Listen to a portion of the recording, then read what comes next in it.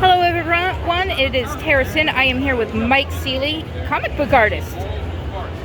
So, what got you into the industry? Actually, it's a short story long, but I'm 45, and so I started drawing comic books when I was younger, and I was really close to getting into the business because I actually knew some people that working with DC Comics that actually went on to create Milestone in Detroit, Michigan, Milestone DC Comic extension, and I just kind of got involved with life, and I was like already doing a lot of stuff that would have put me in the business. But when I ended up getting married and having kids, I got away from art. So I got a divorce, and that sent me back into my first love, which was art.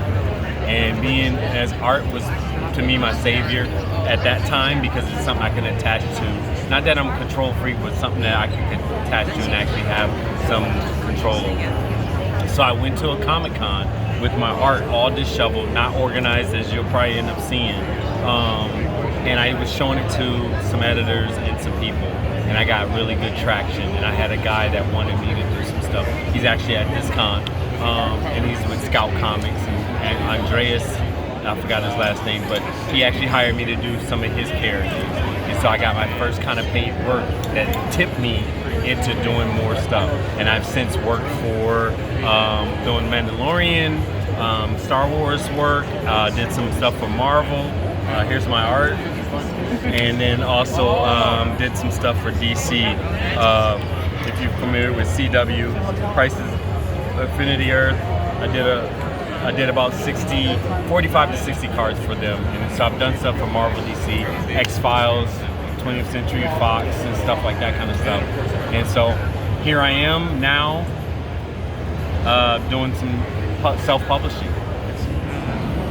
Continuum Comics. Me and two other partners are producing. We're helping bring other people up. There's a lot of people like me that are very talented, that are right at the cusp of actually being ready. And because I've been in the industry and my partner's been in the industry for a long time, almost 22 comics books in, he knows what he's doing. And I'm starting to know what I'm doing. So we're trying to help people push to that next level so that they can actually put out work and start publishing like we are. So for any aspiring artists, what would you tell them to be able to get their name out there? The biggest thing is work on your talent, your skill. Whether it's a penciler or an artist, somebody that want to make a comic book, somebody want to hone your skills. Don't be afraid of the art that you're doing. If you're not comfortable with certain parts, go in on those. Get better at it. But it takes practice to get where you're at, because you want to create a product that people want. If you just want to do it for yourself, that's fine. But if you want to do it actually for the industry, you want to be at the industry standard for people to actually recognize you and see you. And what was it like working for Mandalorian and CW? That was actually fun, because they send you the information and they do give you stipulations. So you have to adhere to their contract. So when you sign the contract with Marvel and Topps, they both have different parameters.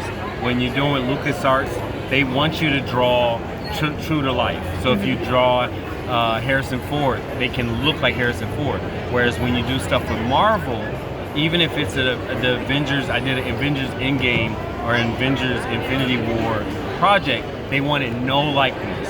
Because that too many characters, like Tony Stark, they own the rights to their own face, so you couldn't draw their face. So there's little stipulations like that each contract is different, and you have to read it carefully. And they'll reject the cards if you don't follow those parameters. Gotcha. All right, well, thank you so much. Thank you.